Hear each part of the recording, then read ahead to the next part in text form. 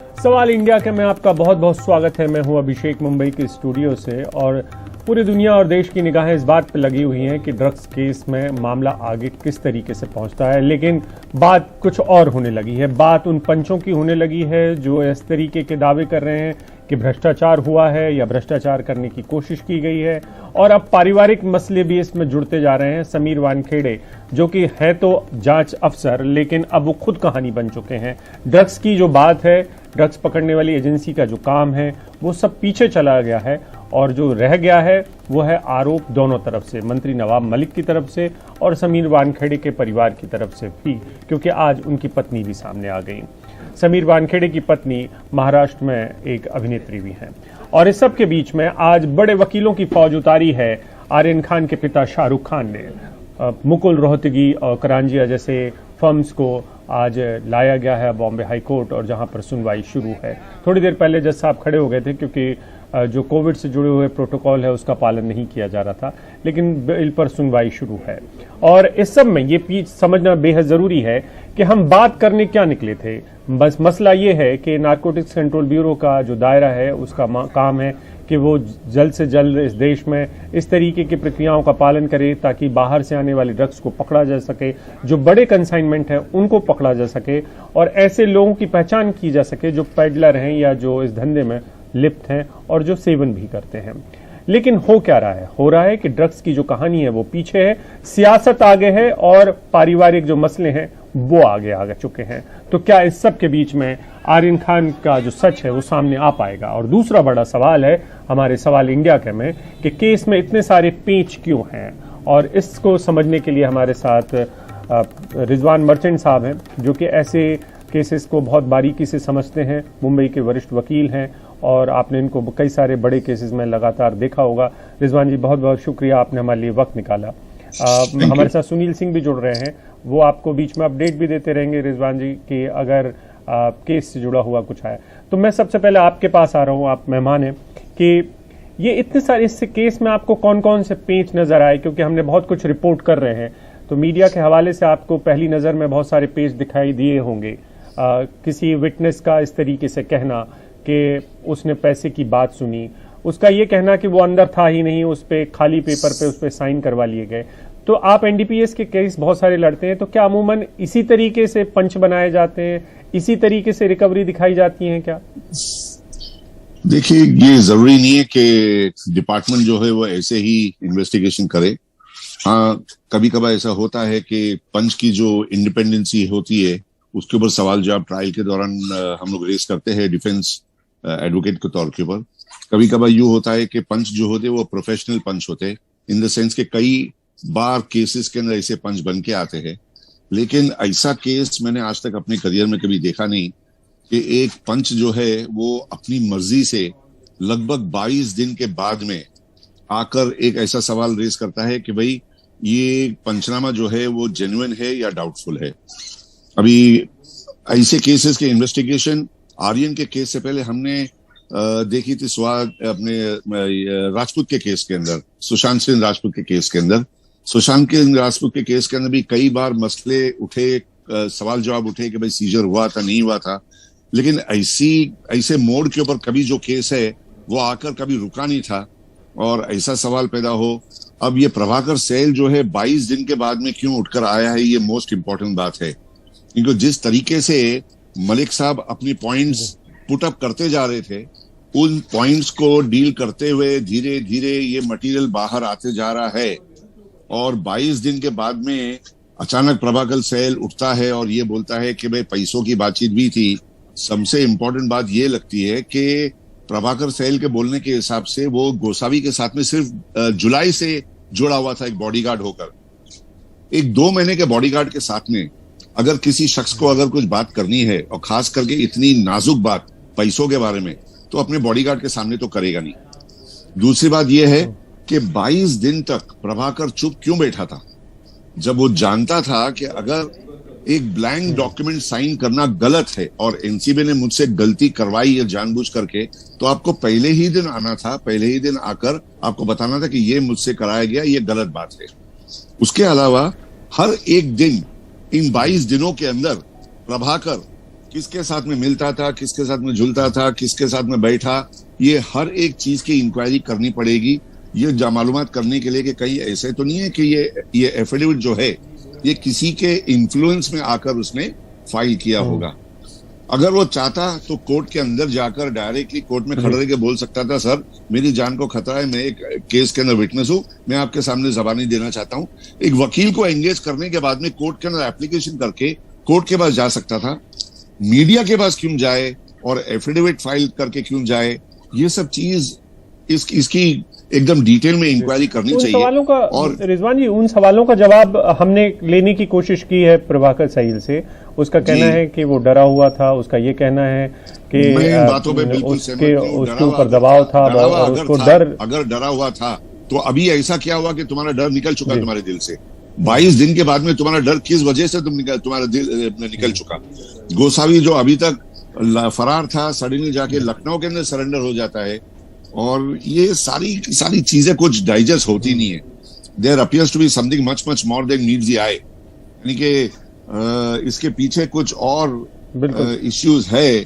लेकिन अभी मुझे इस बात का यकीन है कि इंक्वायरी अगर एनसीबी करने वाली है अपने कुछ इंडिपेंडेंट ऑफिसर्स के थ्रू, तो अब सच्चाई बाहर आएगी। लेकिन एक चीज मैं आपको बता सकूं, एक बात मैं आपको बताऊं, समीर वानखेड़े को मैं एक वकील की हैसियत से तब से जानता हूं जब से ये एयरपोर्ट के ऊपर पोस्टेड थे। इनका काम करने का तरीका बिल्कुल अलग है, बहुत ही सख्त इंसान है। इनसे पहले एक जो ऑफिसर हमारे डीआरआई के अंदर था, उनका नाम था दयाशंकर साहब।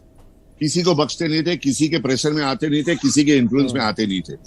समीर वानखेड़े के साथ में मैंने पर्सनली कई केसेस डीआरआई के अंदर किए हैं, और मैं ये भी जानता हूं कि डीआरआई के अंदर इन्होंने जिस तरीके से रेवेन्यू की मुहिम चालू की थी, इन्होंने करोड़ों रुपए डीआरआई के लिए जमा करके दिए, टैक्स इवेजन के तौर के ऊपर, ड्यूटी इवेजन के तौर के ऊपर। अगर वो चाहता तो वहीं से भी कई पैसे बना सकता था। ऐसे एक केस के अंदर पैसे बनाने की उसको क्या जरूरत है, जो कि खुद एक पर्टिकुलर केस लाइमलाइट के अंदर है, शाहरुख के लड़के की इन्वॉल्व होने की वजह से। डीआरआई में तो उसको कोई नहीं जानता था। डीआरआई में तो एकदम प्यार से चुपके से बैठ के वहां से आराम से ऑपरेट कर सकता था। लेकिन हमने जितने भी केसेस किए, किसी एक केस में एक क्लाइंट भी आकर ये नहीं बोला कि उसकी तरफ से डिमांड हुआ है। बिल्कुल रिजवान साहब, ये आपका व्यक्तिगत अनुभव हो सकता है, और मैं आपसे ये डिमांड की बात जो है, वो आपका व्यक्तिगत अनुभव हो सकता है अलग अलग लोगों के साथ अलग अलग अनुभव हो, लेकिन मैं आपसे ये समझना चाहता हूं कि इससे इस सब के बाहर आने से ये करप्शन की बात कभी डिपार्टमेंट में छुप नहीं सकती, ये बाहर आ ही जाती है। लेकिन जिस डिपार्टमेंट के इन्होंने काम किया, कभी ऐसी कोई बात उठी नहीं। और खास अभी सुशांत सिंह राजपूत के केस में वो कर सकते थे, कोई बात ऐसी उठी नहीं। अचानक इस केस में क्यों? There appears to be much much more than meets the eye. कुछ है जो कि छिप रहा है। जी, मैं आपसे ये भी समझना चाहता हूं कि आर्यन खान के अधिकारों का क्या इस सब के में, जो एक शाहरुख खान के बेटे हैं और जो बेटा है, उसके अधिकारों का कहीं हनन ज्यादा तो नहीं होगा? क्योंकि ये मामला पेचीदगियों से ज्यादा भर गया कि किसी नेता ने किसी अधिकारी के ऊपर इल्जाम लगा दिए। इसका आर्यन खान से हो सकता है वास्ता ना हो सकता है किसी नेता का किसी अधिकारी के साथ अहम की टकराहट हो, आपस की लड़ाई हो, और उसका खामियाजा क्या आर्यन खान को भुगतना पड़ सकता है? मैं आपसे एक बात बताऊं, मैं एकदम बैलेंस अप्रोच लेते आया हूं पहले दिन से। शुरुआत से मैंने ये कहा है कि अगर एनसीबी कोर्ट में आकर ये कहती है कि आर्यन खान के खिलाफ हमने सेक्शन 27 का केस बनाया है, जो कि एक कंजम्पशन का केस है, और अगर बेलेबल केस है, तो उसको पहले दिन ही मजिस्ट्रेट साहब को बेल देना चाहिए था। उन्होंने नहीं दिया। बेल की मांग करनी थी। सुप्रीम कोर्ट का जो जजमेंट है रसिक लाल के केस के अंदर, सुप्रीम कोर्ट कहती है कि मजिस्ट्रेट साहब की जिम्मेदारी होती है आरोपी को बताना कि आपको एक बेलेबल ऑफेंस के अंदर गिरफ्तार किया गया है, आपको मैं बेल देने के लिए तैयार हूं, कि आप बेल देने के लिए तैयार हो। ये बात कभी मैजिस्ट्रेट साहब ने की नहीं, उसको उठा के रिमांड कर दी। लेकिन साथ ही साथ मैं ये बोलूंगा कि इसके अंदर एनसीबी की भी गलती है। गलती इसलिए है कि एनडीपीएस एक्ट के तहत एक इन्वेस्टिगेटिंग ऑफिसर जो एनसीबी का होता है, उसको सेम पावर होते हैं बेल के लिए जो कि एक पुलिस ऑफिसर की पुलिस स्टेशन में होते हैं। आज अगर एक पुलिस स्टेशन में कोई बेलेबल ऑफेंस रिकॉर्ड होता है, रजिस्टर होता है, तो वहां का स्टेशन हाउस ऑफिसर को पावर होता है 950 रुपए का बेल एक बेलेबल ऑफेंस में दे सके। तो एनडीपीएस के अंदर अगर एक पुलिस ऑफिसर को और एक एनडीपीएस ऑफिसर को सेम पावर दिए गए बेल के लिए, तो एनसीबी को वहीं पर आर्यन को बेल के ऊपर छोड़कर उसको रिहा कर देना चाहिए था। कोर्ट में प्रोड्यूस करने की कोई जरूरी नहीं थी, ये तमाशा करने की जरूरत नहीं थी, आप समझे। अभी बेल पे छूटने का मतलब ये नहीं होता कि एनसीबी से उनका इन्वेस्टिगेशन करने का हक जो है वो ले लिया गया। एक बेलेबल ऑफेंस के अंदर भी बेल पे छूटने के बाद में इन्वेस्टिगेशन करने पर अगर ये पता चलता है कि आरोपी और किसी सीरियस केस के अंदर और किसी सीरियस ट्रांजैक्शन में जो कि नॉन बेलेबल है उसके अंदर उसका इन्वॉल्वमेंट है, तो इन्वेस्टिगेशन में किसी किस्म की रुकावट नहीं आ सकती, कोई डाल भी नहीं सकता। इन्वेस्टिगेटिंग ऑफिसर को पूरा हक है कि तुम उस चीज का इन्वेस्टिगेशन करो। जैसे कि इस वक्त पहले प्रोडक्शन में कोर्ट के अंदर व्हाट्सएप चैट का कोई इशारा नहीं था, बाद में व्हाट्सएप चैट आए, तो अगर वो जमानत पे उसको तुम आप छोड़ भी देते तो व्हाट्सएप चैट के ऊपर इन्वेस्टिगेशन करने की किसी किस्म की रुकावट नहीं थी, ना तो कोई रोक टोक कर सकता था, आप वो इन्वेस्टिगेशन कर भी सकते थे। और वो व्हाट्सएप चैट उसकी खुद के फोन के अंदर है तो वो डिनाई नहीं कर सकता, उसके लिए आपको कस्टोडियल इंटरोगेशन की जरूरत नहीं, आप समझे। बेलेबल ऑफेंस के लिए कस्टोडियल इंटरोगेशन की जरूरत इसलिए नहीं है क्योंकि लेजिस्लेचर ने कंजम्पशन को, इंटरमीडिएट क्वांटिटी को और कमर्शियल क्वांटिटी को 3 अलग अलग तरीके से डील किया है। स्मॉल क्वांटिटीज को बेलेबल करार दिया गया है, इंटरमीडिएट क्वांटिटीज को डिस्ट्रीब्यूशन के नजर से देखा गया है, और पेडलर और ट्रैफिकर जो है उसको जो है कमर्शियल क्वांटिटी में गिना जाता है। किसी स्ट्रेच ऑफ इमेजिनेशन से आर्यन को या अरबाज को या जो कंज्यूमर के लिए जो चार्ज किए गए, इनको आप पेडलर या ट्रैफिकर का करार नहीं दिया जा सकता। तो इस हद तक उनकी जो फंडामेंटल राइट्स है जमानत पे छूटने की, that has definitely been breached. I agree with that. बिल्कुल, बहुत बहुत शुक्रिया रिजवान साहब। सुनील सिंह, जिनको आप अरसे से जानते भी हैं, वो इस समय कोर्ट के बाहर इंतजार कर रहे हैं, आपकी बात खत्म होने का इंतजार कर रहे हैं। तो सुनील, क्या अपडेट है अदालत से, बताएं।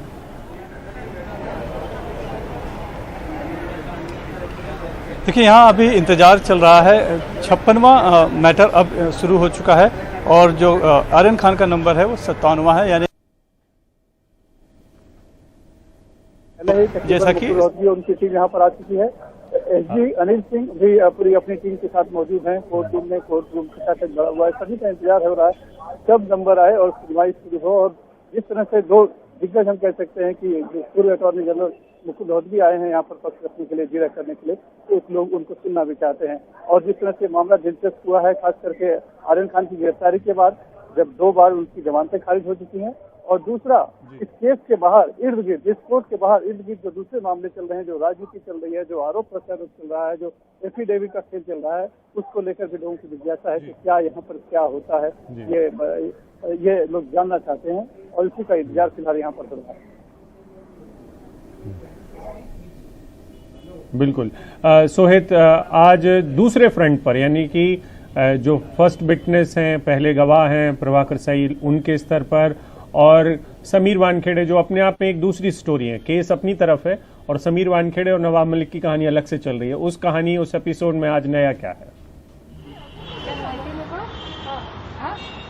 बिल्कुल, देखिए, आज अगर बात करें तो एक बार फिर से नवाब मलिक ने सुबह अभिषेक बताया कि किस तरह से एनसीबी के किसी कर्मचारी या अधिकारी ने उन्हें कुछ पत्र दिया है और उस पत्र में उन्होंने कहा है कि 26 ऐसे मामले उन्होंने उस पत्र में लिखे जिसमें बताया कि समीर वानखेड़े ने सही तरीके से उसमें इन्वेस्टिगेशन नहीं किया है। तो ये वाली बात एक बार फिर से सामने आई है। उसके अलावा मैं आपको बता दूं कि एक बार फिर से प्रभाकर सहील जो हैं, उन्होंने प्रेस कॉन्फ्रेंस की और उन्होंने कहा कि उनके पास कई सबूत हैं, जिस तरह के आरोप उन्होंने लगाए हैं उसको साबित करने के लिए वो उसे भी देंगे। उसके अलावा समीर वानखेड़े की तरफ से भी आज काफ़ी सारी चीज़ें हुई। उनकी जो पत्नी है क्रांति रेडकर और उनकी जो बहन है जैस्मीन वानखेड़े, उन्होंने एक प्रेस कॉन्फ्रेंस की और नवाब मलिक की ओर से जो लगातार आरोप लगाए जा रहे हैं उसको उन्होंने गलत बताया और कहा कि किस तरह से उन पर दबाव बनाने की कोशिश की जा रही है। तो आरोप प्रत्यारोप का दौर जारी है। ड्रग्स से यह पूरा मामला शुरू हुआ था, लेकिन समीर वानखेड़े, उनकी सर्टिफिकेट, जो पूरी जांच है, उनके गवाह हैं, इस पर आकर अब मामला अटका हुआ है। बिल्कुल बिल्कुल, बहुत बहुत शुक्रिया आप दोनों का, सुनील आपका भी और सोहित आपका भी। तो कई बार ऐसा होता है कि जो कहानी होती है उसमें जो किरदार होते हैं, हीरो होता है, वो कई बार कहानी से ज़्यादा बड़ा दिखाई देने लगता है और आप कई बार कहानी भूल जाते हैं। तो इस पूरे केस में आप कहानी मत भूलिए। कहानी है आर्यन खान का ड्रग्स लेना या ना लेना, ड्रग्स का रखना, व्हाट्सएप चैट का किस तरीके से इस्तेमाल एनसीबी करना चाहती थी अदालत में। क्या आर्यन खान को जमानत मिलनी चाहिए तब जब उसके पास से कोई भी नशीली पदार्थ बरामद नहीं हुए हैं? क्या सचमुच में वहां पर कोई ऐसा काम चल रहा था, उस ड्रग्स रैकेट का कोई लेना देना है? ये तमाम बड़े सवाल हैं जो बड़ी कहानी थी जिसकी जांच एक समीर वानखेड़े जैसे अधिकारी को करनी थी। लेकिन समीर वानखेड़े जो कि इस कहानी का हीरो होना चाहते थे, अब वो खुद ही कई सारे सवालों में घिरे हुए हैं। वो भी जांच के घेरे में है। वक्त एक ब्रेक का है।